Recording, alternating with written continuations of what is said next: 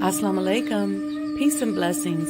You're tuned in to the Sajdah Saturday Morning Coffee Talks, where we talk about life, love, and business.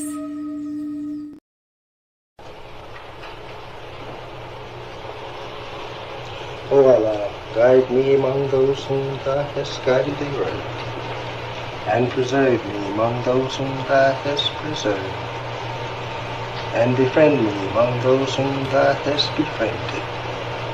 Bless me in whatsoever Thou dost grant me, and deliver me from the evil of what Thou hast judged. Surely Thou judgest, and none can judge against Thee, and he whom Thou befriendest is not disgraced.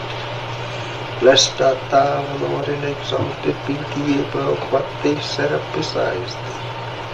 I bear witness, nothing deserves to be served besides Thee, and I bear witness that Muhammad is Thy servant and apostle. Amen.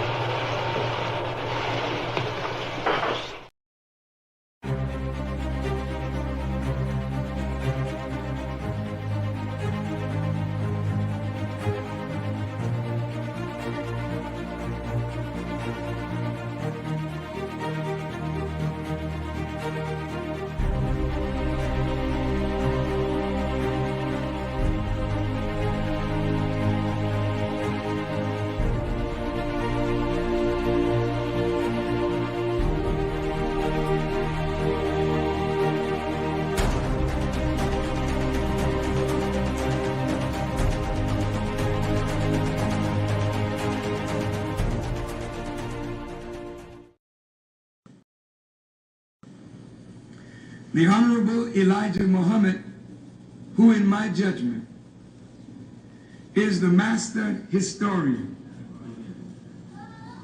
taught us that of all our studies, history is the most attractive, and it is best qualified to reward the researcher. History is most attractive.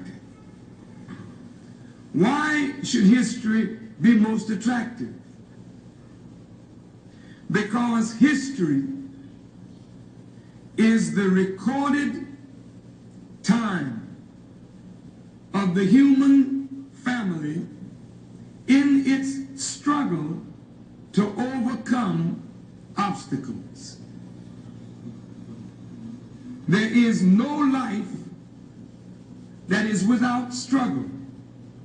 The Holy Quran teaches us that man, meaning man and woman, is made to face difficulties.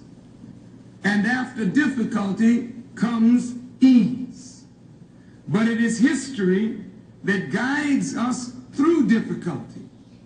For if you know how people who had difficulty yesterday got through, and if your difficulty is somewhat similar, then today we also can get through if we follow the guidance of history. This is why Carter G. Woodson and many of our black giants fought for black people to know our history. Because in not knowing our history, we don't have a guide. And without a guide, we are lost. No wonder the Bible. The Honorable Elijah Muhammad taught us that history develops the springs and motives of human action, which display themselves most powerfully in the destiny of man. History actually motivates and stimulates human action. Sometimes you may not know what to expect from yourself. But if you only could read the autobiography of someone from among your people who has achieved, then that tells you what is possible to do. Black people in America have labored without understanding the realm of possibility for black people. And because we don't know what is possible for us as a people to achieve, we labor under the misconception that the accomplishments of Caucasian people should be our guide. And as a result, we keep on trying to be like them rather than trying to be ourselves. This is a result of being robbed of history.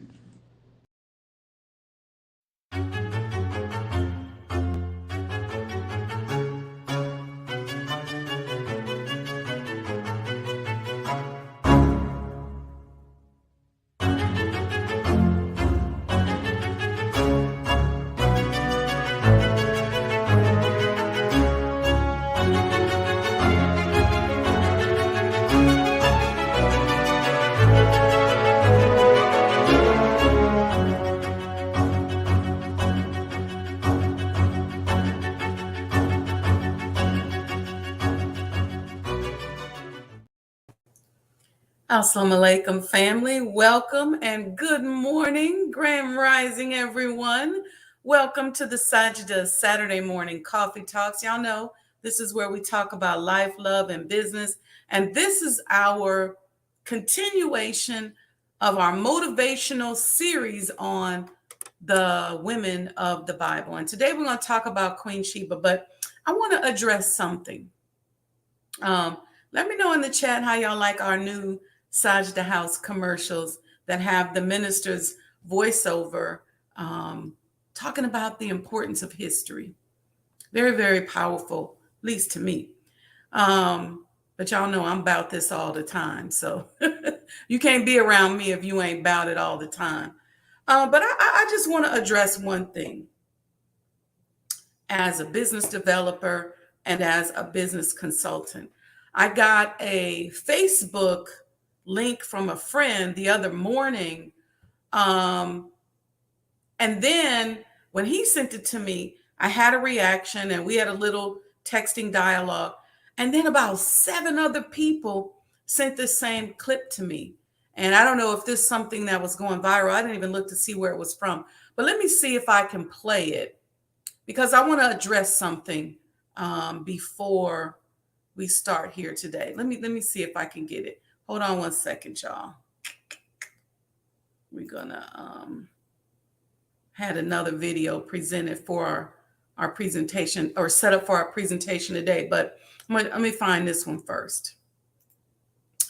Let's see. Oh, here it is right here. Okay.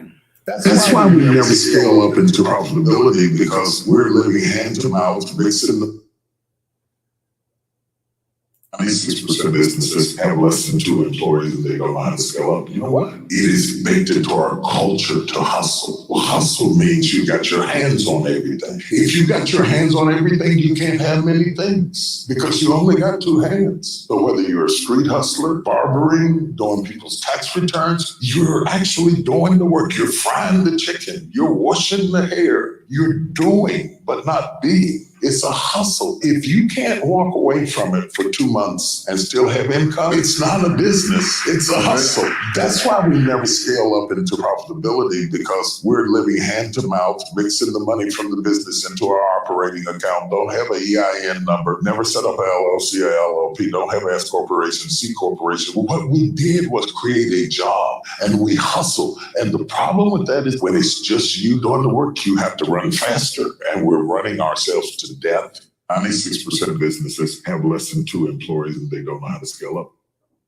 Okay, so I think y'all got the gist of that. And I want to address that really quickly. It's also a shameless plug for what it is that I do and can do for you if you're part of that 96%. So Pastor T.D. Jakes said 96% of Black businesses don't have more than 2 employees, and that you're just hustling. If you walk away for 2 months, you don't get income. And he also said that you just created a job. And if I was sitting there in front of my beloved brother T.D. Jakes, I would say to him that he is 100% correct. That's a fact. I can bear witness to that as a business consultant, somebody who is in this community, working with our people as it relates to business. 100% facts. And I would also agree that we do need to learn how to scale. Okay.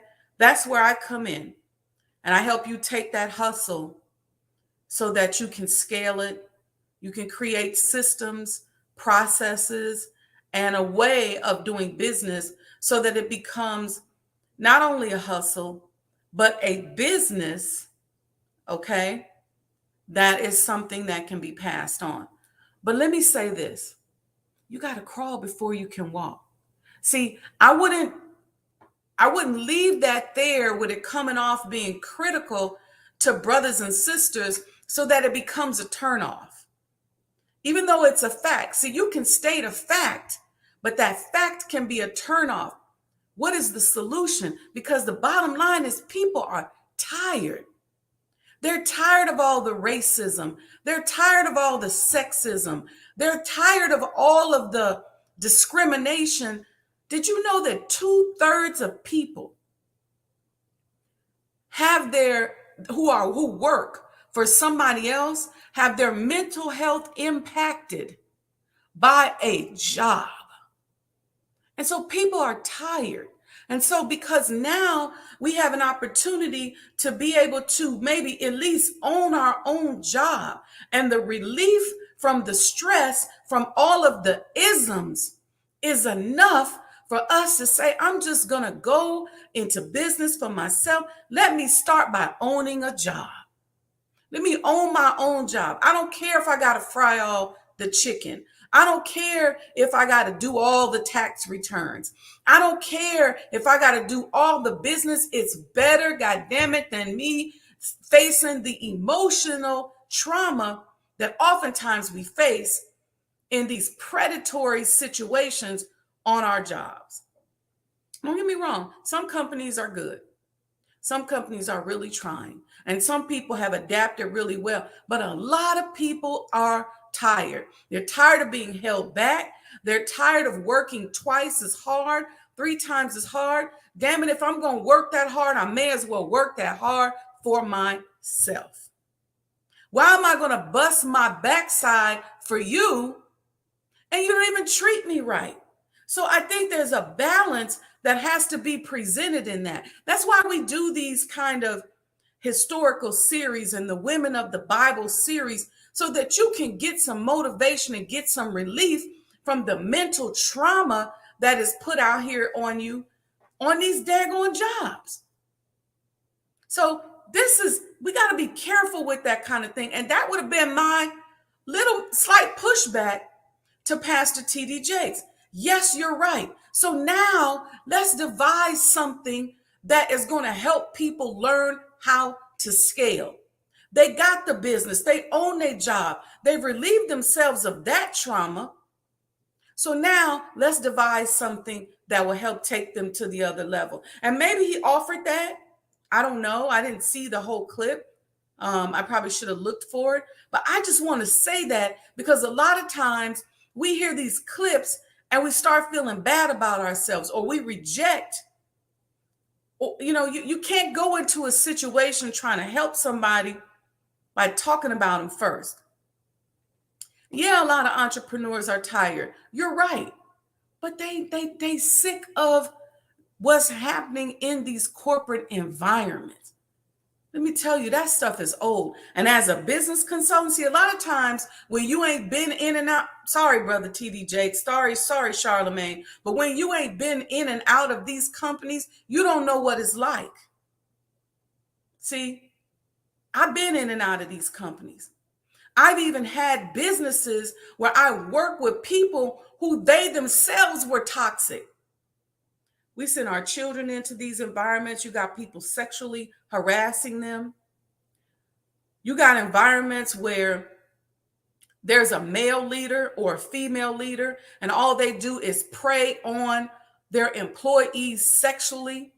They got a history of 4, 5, 6, 7, 8 employees that they sleeping with and treating bad. People got to go through trauma just to get money. People are tired. So people say, I'd rather hustle. I'd rather get it on my own. Well, let me tell you something.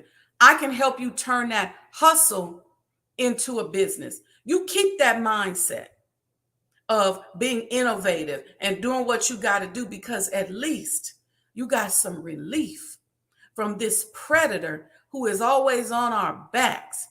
And don't get me wrong, some jobs are good, and a lot of times we got to do what we got to do. We got to pay the bills. But there's other times where some people are at a breaking point on their job, and they say, I'd rather not be there. I'd rather not fry chicken for a predator, and I'd rather fry chicken for myself so that I can maintain my sanity. The number one thing you got to protect today is you got to protect your sanity. So I'm gonna get off of that. I just want to bring that up. Let me get into spiritual mode. But you know what? It's the same thing when I'm talking about Queen of Sheba. We're gonna get into that right now. I'm gonna show you all. Let's have a conversation about it first. But let me cue up my video so I got it together, and then we'll be able to have the conversation. All right, there it is. So, look, a lot of us can't relate to the Queen of Sheba, King Solomon, or none of it, because we bout this on a part-time basis. See, you can't be bouted on a part-time basis and establish a kingdom. You can't be all about entertainment. Everything that, listen, you come to my house or get in my house and my car are like walking universities. I'm always studying, always learning, wanting to do better, because I expect and believe and am grateful that Allah is going to bless me with more and more and more. So I am always preparing for it. I don't spend most of my time on entertainment and playing games and being silly. I'm a silly person. I like doing it. I like being silly. I like laughing. I like telling jokes, but I'm always educating myself. I'm always working on a way to get myself closer to Allah so that I can prepare myself and better prepare myself for what I believe I showed up on the planet to do. And that's my advice to everyone. So I'm about this mission and about this preparation all the time. It ain't part-time. And you'll see with the Queen of Sheba that she was about it all the time. See, she was about her business. She was about her wisdom. She was about her connection. She was about following the signs of Almighty God, Allah. I don't care if it was in the wind. There are times when I sit outside and just listen to the wind, because I believe there's prosperity and love in the wind. There's times when I walk around and I just say, Allah, I just want to see you. See, we got to be about it all the time. And so, yeah, I'm not mad at you if you done set up a hustle for yourself. I'm really not. But what I do want you to do is you can click the link in the bio. You can book a session with me. I'll give you one free. And anybody here in the chat who's had a session with me will tell you, I'm going to help you find a solution to your problem. I'm going to help you scale that business. And I'm working on a business now that is really going to help to automate your ability to scale your business. All right. I hope y'all got y'all tea or coffee. I got some herbal tea today. Thank you to everybody who gave me a shout out on my birth anniversary. Thank you to everybody who put together the wonderful dinner. Thank you, Sister Aletha, for coordinating that. So y'all know every day up until September 9th, which is my spiritual birth, that's the day I got my ex. This is my spiritual week. So I said I'm going live. We're going to be giving out some great information. And I'm just working on some wonderful stuff for this new year of my life. I'm excited. I'm excited. I'm excited. I am a firm believer that every day we grow newer. I don't adopt into the concept of growing older. I believe we grow newer because I'm newer today than I was yesterday. So there's always something new to explore, to find. There's always a way to get better and grow higher. And so each day you should be becoming newer and newer. You're new at this, you're new at that. You should be exploring. So let me get into this. Our Women of the Bible series week, it continues today with the Queen of Sheba, or Bilqis, as she's called in Islam, or Queen Makeda or Makeda. So modern historians identify Sheba with the South Arabian kingdom of Sheba in present-day Yemen and Ethiopia. And just in case y'all didn't know, like I said, she's also Queen Makeda. Makeda, or Queen Sheba, is one of the most well-known and greatest mysteries in the ancient world. She intrigues many with her legendary voyage to seek wisdom by meeting King Solomon of Israel, who became her husband, said to be the wisest man to ever live. Imagine your husband being the wisest man to ever live, and you already wise yourself. What does that say about those dynamics? Now, according to legend, the beautiful, intelligent, and extremely wealthy Makeda was the queen who put King Solomon's wisdom to the test with numerous riddles. And there's a lot of insufficient information out there pertaining to the early life of Makeda. And as her name implies, the Queen of Sheba is thought to have come from either Sheba or Seba, which is a kingdom in southwestern Arabia, now known as Yemen, or the kingdom of Aksum in Ethiopia, or possibly both. I don't know why they make her, as I was studying this, I kept saying, why is it either or? She had a vast kingdom. So there was a lot of people who claimed her. Okay, both countries claim her to this day, kind of own that claim on her, but Ethiopia probably has the strongest claim in terms of how they represent. And even though Ethiopia is a considerable distance from Israel, there's a lot of evidence that the two countries had a lot of interaction. There's also the possibility that she wasn't from Ethiopia. Some people say she was from Nigeria.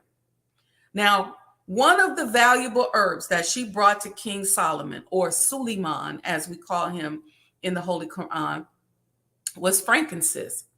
That would tell us a lot about where she could have originated, because frankincense is a rare gum-like resin that comes from the Boswellia tree. It is said to have many healing properties, including anti-inflammatory, antiseptic, and even anti-neurotic effects, not to mention its beautiful aroma.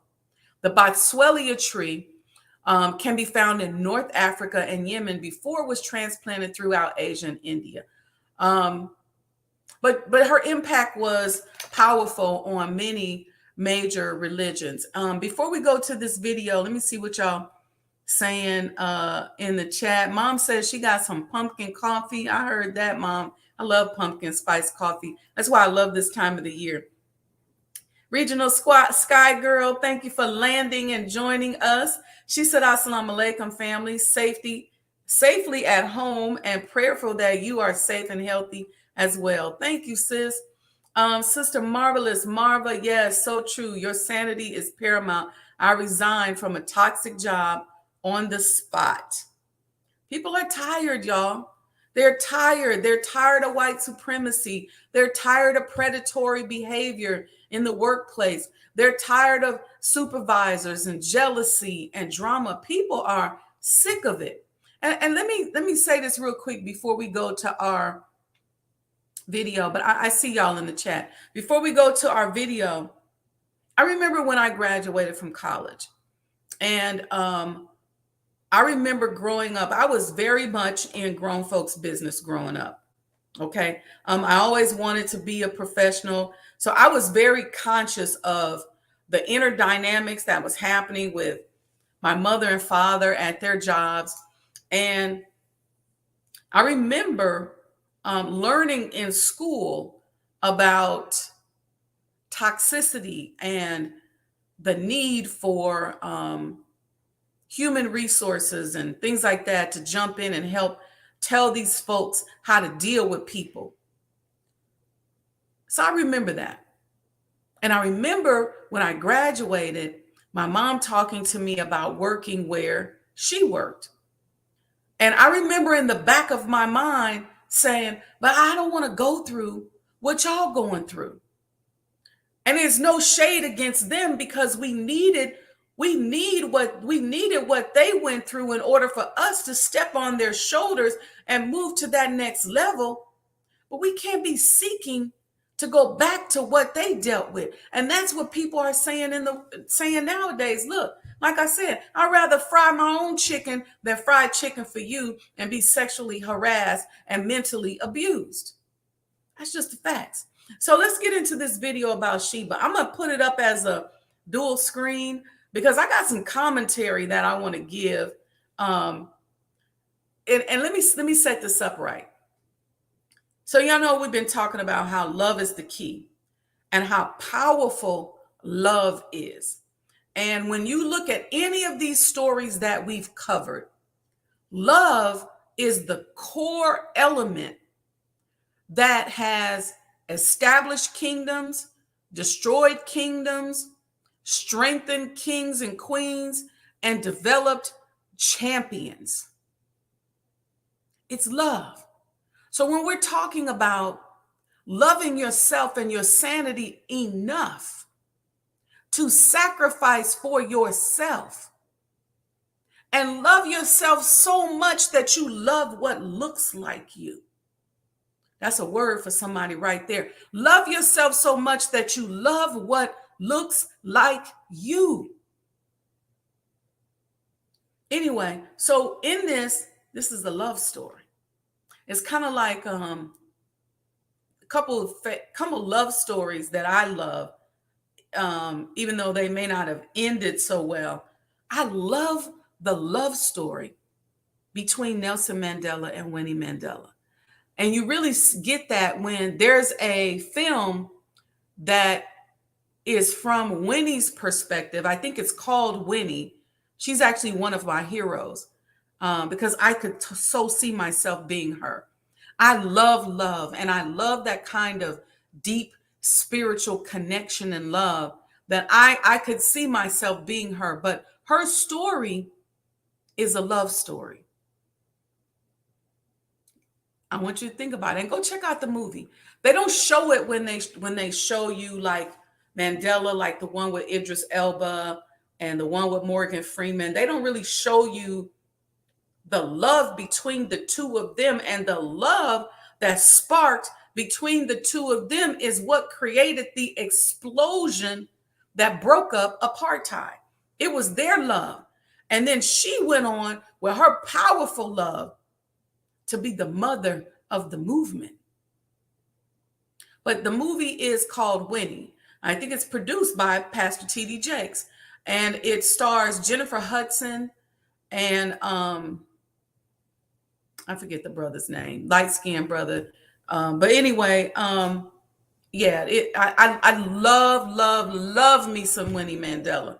I was in Africa. I was literally stalking her. I never got to meet her, but they was like, oh, she's going to be at her house. And this is right before she passed. She's going to be at her house in Soweto. We got in the car, went to Soweto. She was not there. They said, oh, she's going to be somewhere else in Soweto. Got in the car, went to that place in Soweto. She had just left. Then they said, oh, she's going somewhere in Johannesburg. We got to Johannesburg with so much traffic. She had just left. But I got to be in her house and touch her bed and stuff and just put my feet on the ground where she walked. So that was exciting. But then let me tell you something. A lot of people don't realize that Django was a love story. Because see, we so busy looking at all the stuff, other stuff, but Django was a love story. Go back and look at it. But anyway, this is a love story. So we're gonna look at that today. So check this love story out. Give me a thumbs up if you can hear this. And Okay, the, I'm gonna start. in the ancient kingdom of Sheba, where the winds carried secrets and the stars whispered stories, there reigned a queen whose beauty was matched only by her wit. Known as Bilqis, but revered as the Queen of Sheba. Legend told that her eyes, like pools of liquid gold, hold within them the secrets of the universe, and her voice, like a melody from the heavens, soothes the soul and stirs the heart. All right, sisters. We're talking about eyes, voice, words that soothes the soul.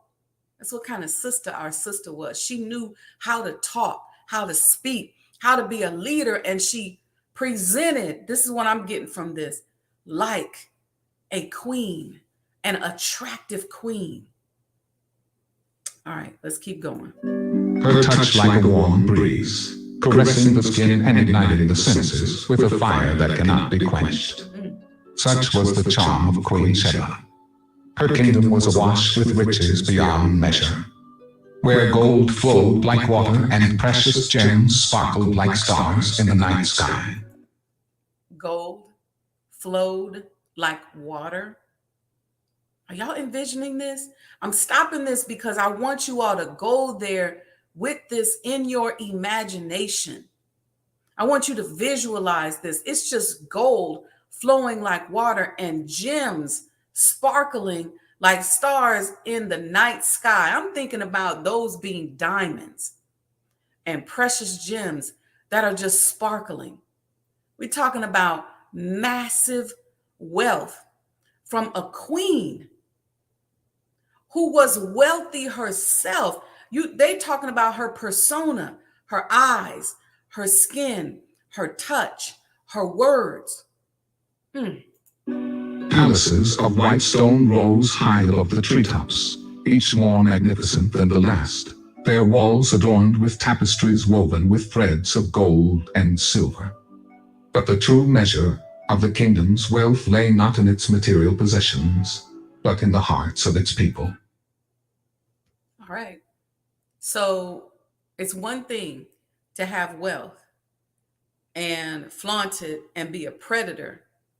But what is the condition of the people around her and the people who lived in the kingdoms where she ruled? So I don't believe they called her wealthy just because of her material possessions. And you'll see as this video goes on that this was a highly spiritual woman. She was a god. Let's keep going. For ancient Kush was a kind and generous people, eager to share their riches with all. Queen of Sheba was fascinated by the stories she had heard about a king named Solomon who was famed for his wisdom and wit. Wait, why did they make Solomon look all fine in the the AI is funny. But I want to go back to that. She's hearing about, let's set this up. Here she is, right? She's this beautiful, amazing, powerful, sought after woman. So you know there were powerful men who sought her out.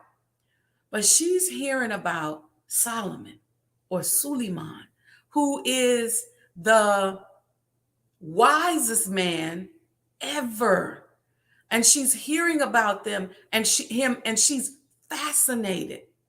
People are coming back. Remember, the traders are the ones that moved around back in those days. So the traders are coming back and they're probably giving her a report and telling her, but let me tell you about Solomon. And so you'll see she starts to hear about him and she's fascinated by him. Wealth. The whispers of an old owl had brought news of the stunning queen to Solomon. Legends. All right, I got to stop it again. So she's hearing about these stories about him, okay? And Solomon, who is wise and he knows the language of the birds. Why do we know that? Because the owl came and told him about the queen of Sheba. and how she basked in the warm glow of the moon, and that she was illuminated by the sun god because she was a sun worshiper. So he's hearing about her. This is a love affair where she's hearing about him, he's hearing about her. They're both getting curious. He's so powerfully connected to her that the earth elements and the creations around him are telling him about her. This is powerful, powerful, powerful love. Said her kingdom basked in the warm glow of the moon, illuminated by the sun god Ra. Her kingdom was steeped in sun worship. King Solomon, intrigued by her radiance and a desire to share his wisdom with her, sent a letter to her, inviting her to embrace a more divine path of Jehovah, the master of time and space, and the embodiment of all that is just and righteous in the world. His wisdom and knowledge are infinite, his love and mercy boundless, and his justice and wrath are fearsome to behold. Solomon enticed her with a letter. All right, so they thinking about each other. They done heard about each other. Probably, little messages going back and forth. So he writes her. He writes her a letter. And in his love letter, he talks about God and a better path for her to be on than worshiping the sun. He talks about God as the master of time and space. Can you imagine receiving a love letter from a man, or a man writing you a letter talking to you about the master of time and space? And can you imagine receiving that letter knowing that you've been thinking about him too? This is deep. My queen, the secrets of my heart can no longer remain unspoken as they dance wildly through my mind. Day and night, I must confess my deep admiration for you, even though our paths have never crossed. From the very first whisper of your name, I have been enchanted by your essence. You possess a beauty and allure that is beyond compare. Okay, stop right there. He ain't never seen her. But he said, you possess a beauty and an allure that is beyond compare. He said the sound of her name did something to him. He's in love with what the spirit of the universe has told him about her.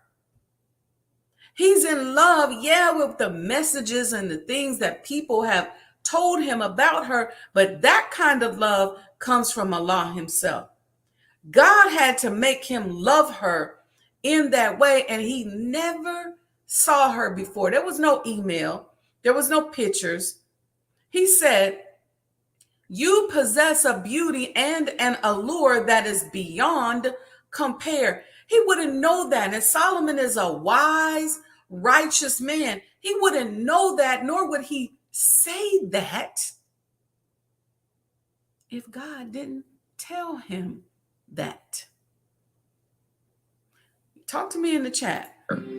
Yet, as a man of wisdom, I cannot help but wonder if there is more to you than meets the eye. Are you not more than just a mere mortal, but a child of the divine? I see in you a kindred spirit, and I implore you to consider the path of righteousness that Jehovah has laid before us.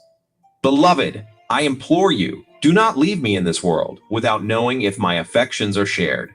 Wait, Solomon wrote all of this, and then he said, look, don't leave me hanging.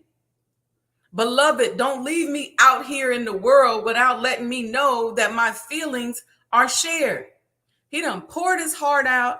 He done taught her about God. He said, there's more to you than meets the eye. I know your beauty. I feel it. And this is how you know he's acting on faith. You know how when Allah tells you to do something and you jump out there and you do it, and you don't have no evidence that it's going to return anything. You don't know what's going to happen. All you can say is, oh Lord, please don't leave me hanging. I know that reality all too well. And Solomon said, Please let me know. Don't leave me hanging. Don't leave me hanging.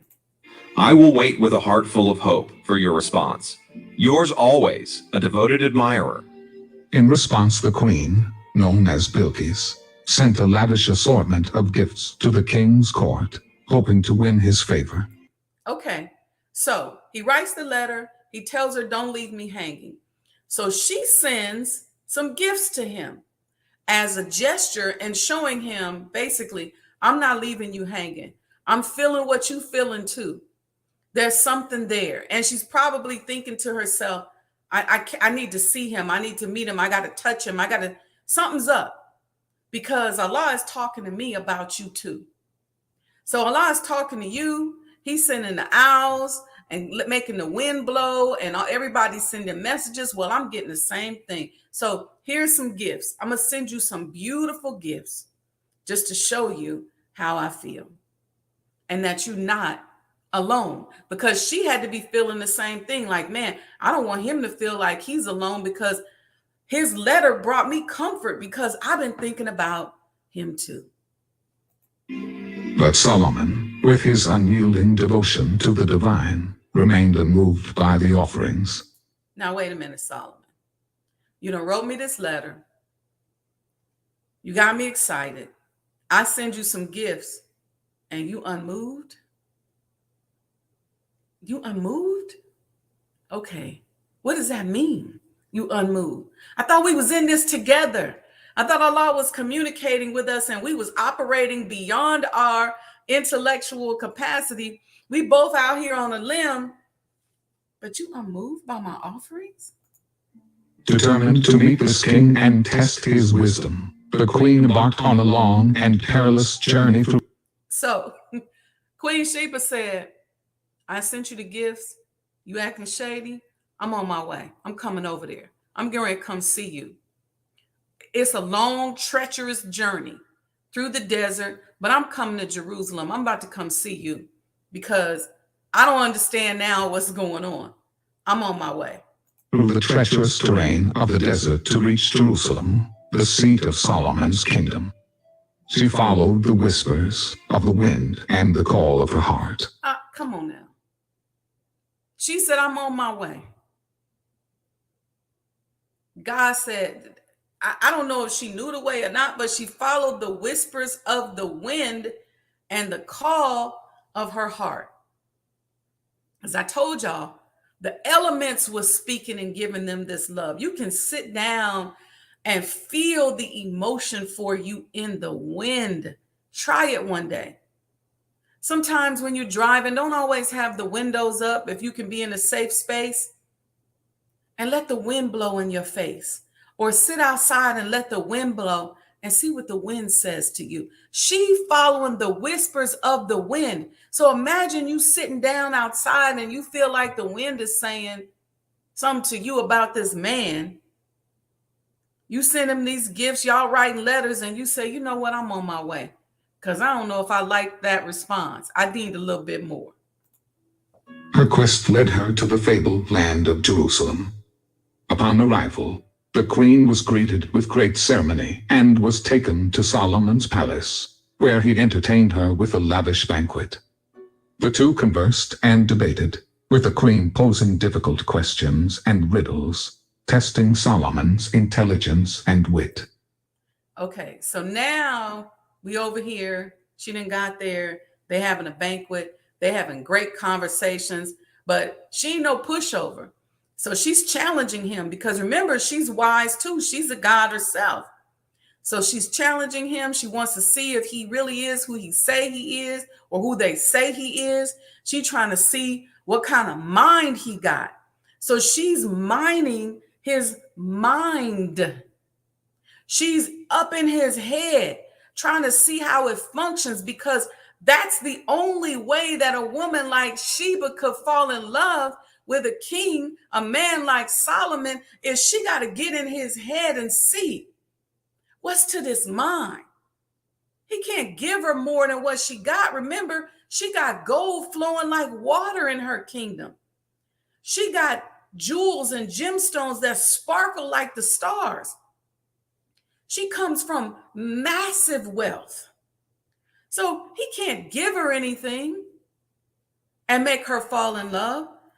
God had to make her fall in love with him. And now that she's in his face, she got to get up in his head because she wants to fall in love with his mind.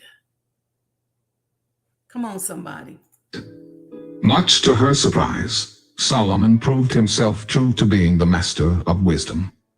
There was a mystical connection between them, a bond that transcended time and space. And so, they talked for hours, their words weaving a tapestry of wisdom and wonder.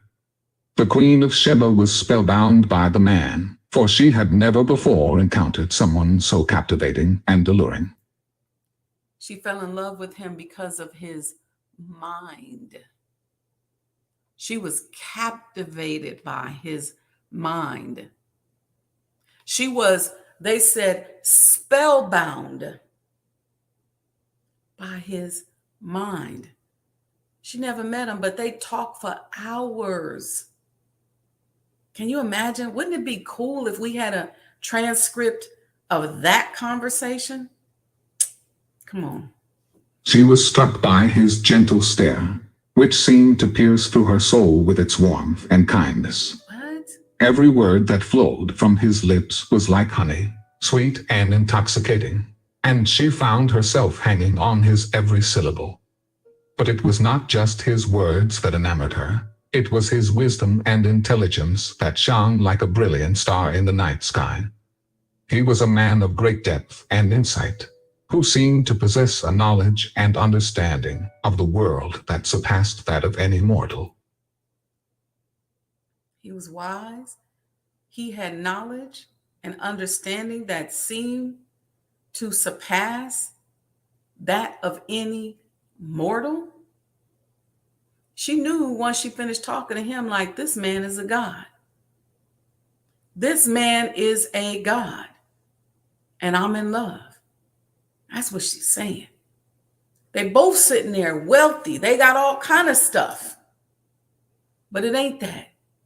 See, and she had to be a wise woman to recognize this wise God.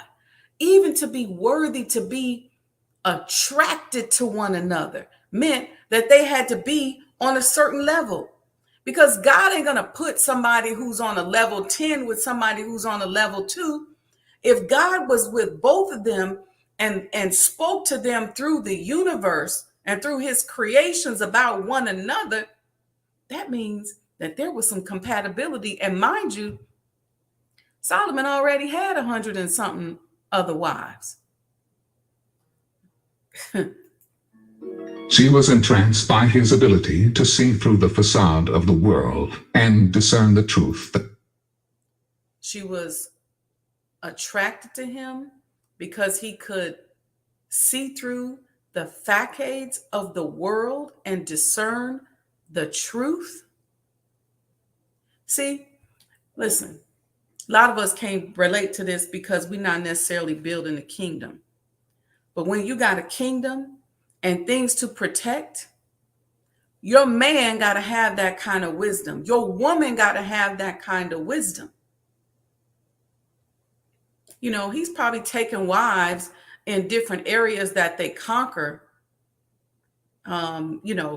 to build bridges in those areas.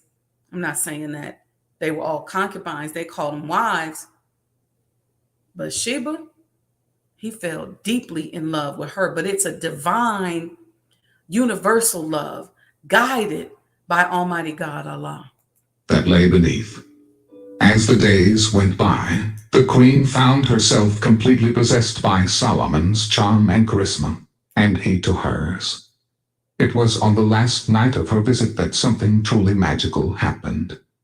As the moon rose high in the sky, Solomon led her to his chambers, and there, under the watchful gaze of the stars, they surrendered to the passions of love that had brought them together. As the time came for the queen to return to Sheba, she was torn between her love for Solomon and her duty to her people. She knew that her kingdom needed her, but she also knew that her heart belonged to Solomon. In the end, the queen made the difficult decision to return to Sheba, leaving behind the man she loved. But she knew that their bond would endure. She returned to her kingdom, where she bore Solomon a son, Menelik, whose mystical powers would change the course of history. Menelik I founded the Solomonic dynasty under one God, Jehovah. This was the end of sun worship in Cush. He united various Ethiopian tribes and founded the city of Addis Ababa. Under Menelik's rule, Ethiopia experienced significant territorial expansion and military conquests. He is credited with conquering neighboring regions such as Shua, Damat, and Gajem, and establishing a strong central government. This colossal legacy is the story of Solomon and Sheba, of two souls brought together by fate and guided by divine love, inspiring generations with the power and beauty of true love. All glory unto God, his love endures for all eternity.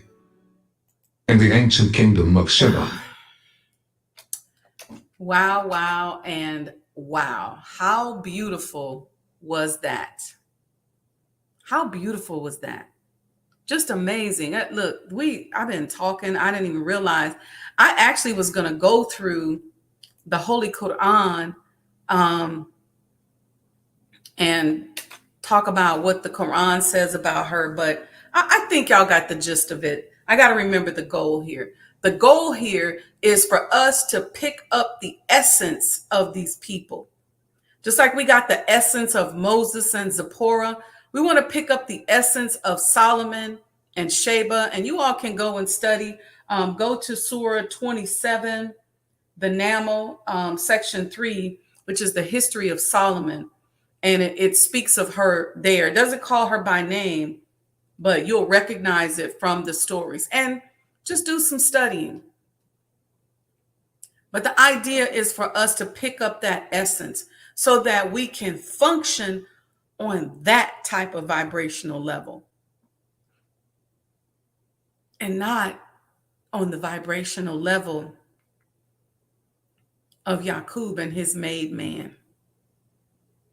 We got to rise above that. The minister says, rise above emotions into the thinking of God. Emotions is a vibration. So rise above the vibration of the emotions of Yaqub and his made man. This is my interpretation, into the thinking and the vibration of God. And that's what we saw there in the story of Queen Sheba. Let me know in the chat what y'all think. I'm curious to see what y'all think because y'all quiet. I see Marvelous Marva said something. She said, this is a divine courtship. Sister Dawn said, I've always loved the story of Queen Makeda and King Solomon. Yeah, it's just a beautiful, beautiful story. But I think we got the gist of it today. I think we got it from modern times and we went back, and you all can go and study. You can look at, there's plenty of videos on YouTube where you can go a little bit deeper into the study. All of the primary religions, not primary, let me say it this way. All the Abrahamic religions have a story about Solomon and Sheba. Different names. You have it in Judaism, you have it in Christianity, you have it in Islam. It's even in the Yoruba tradition, the Coptic religion. And so this is a divine connection and a divine interaction. And I just want us to bring it home.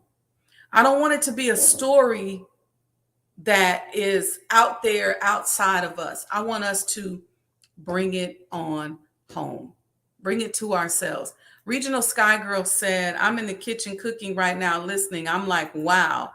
Yeah, it's beautiful. Just beautiful. Go back and listen to this video. I'm going to put it out here for a replay so you all can check it out. All right. Any questions, any comments about Solomon, Sheba, Queen Makeda?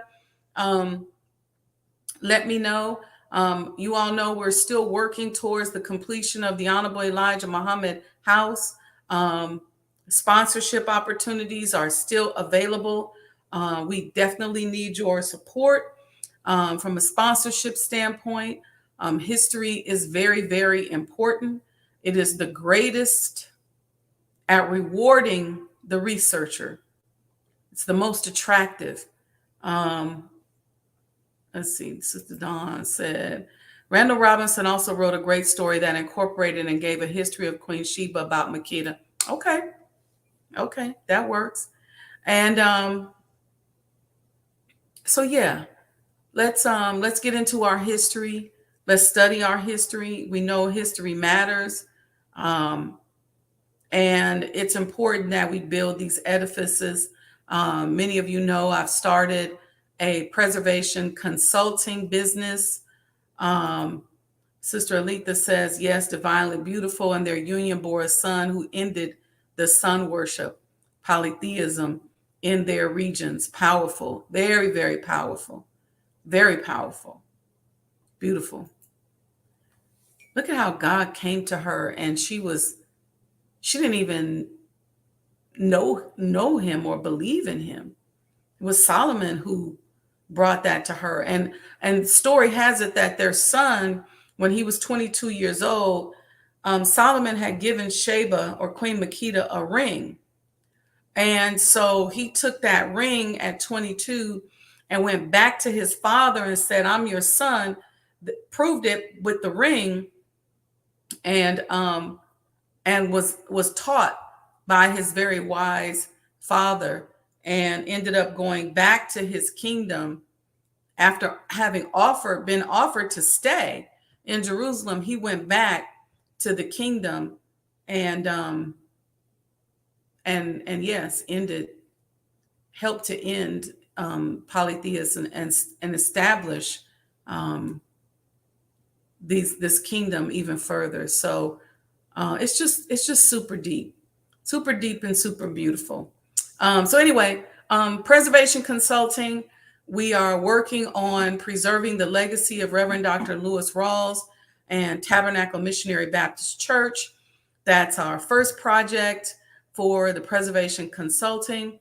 I'm still doing business consulting. So if you're part of that 96% that was talked about in that video with T.D. Jakes and Pastor T.D. Jakes and Charlemagne the God, then I'm your person. I'm your girl, because I'm gonna help you. I'm gonna help you all in that 96 percentile to go from hustle to scaling. I just had a coaching session with Sister Dawn and her sons about their wonderful business, and we began the process of putting together the steps so that they can scale and expand. And if you're in that position, don't feel bad. There's a way out. You may feel overwhelmed. And maybe you said, look, I just had to escape. I had to escape the predator.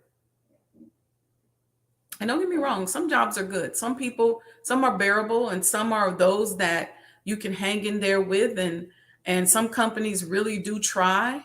But then there's others where they're predatorial. So that predatory behavior passes down and it rolls downhill. You know how they say ish rolls downhill? It rolls downhill. And we got to hurry up and get this stuff established, because we've spent all this money teaching and training our young, beautiful children. And then we send them out in the world where they're taught in the world by the influences of the world that certain behaviors win.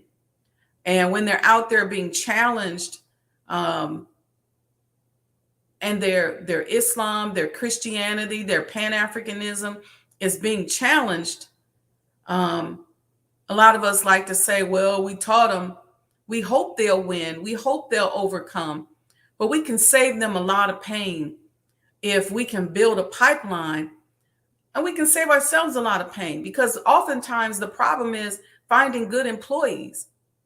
You saw where it said that Queen Sheba, she had the hearts of her people that followed her were so beautiful that they were generous and loving.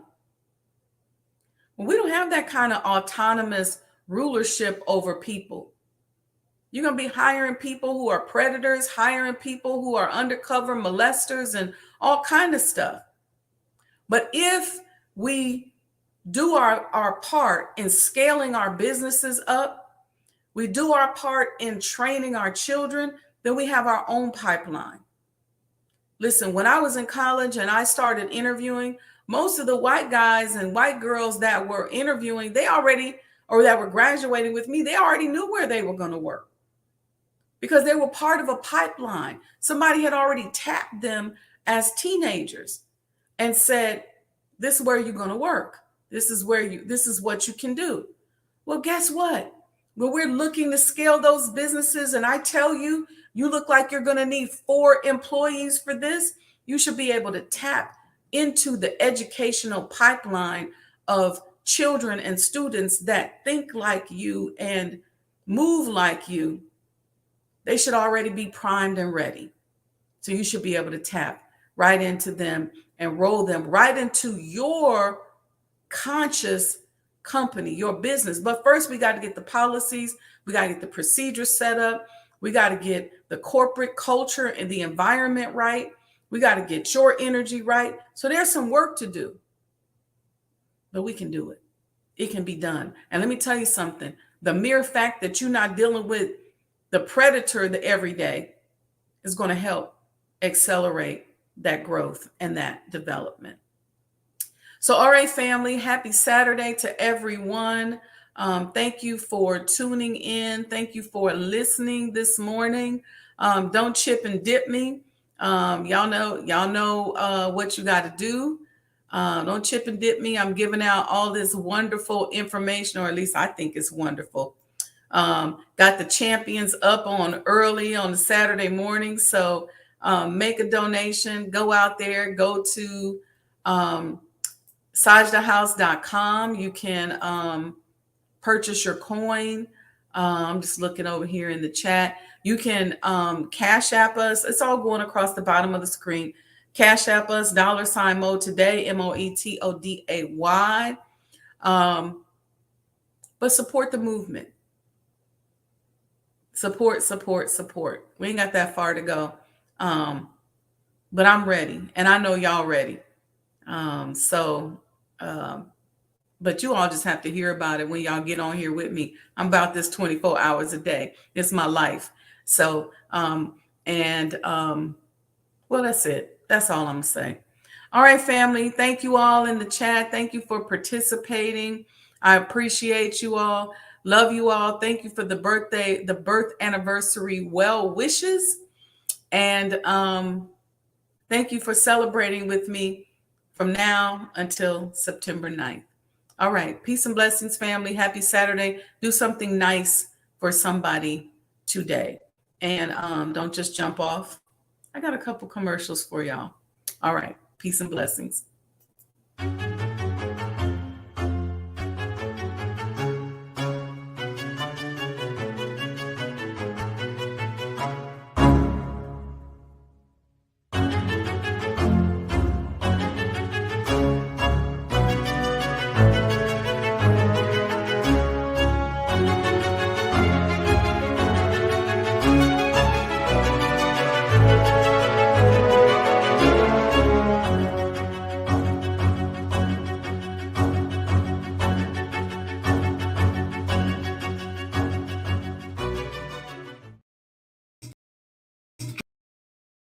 Greetings, conscious entrepreneurs. Add the Mind of an Entrepreneur show to your Roku TV lineup and catch up on past episodes of all your favorite MOEtoday shows.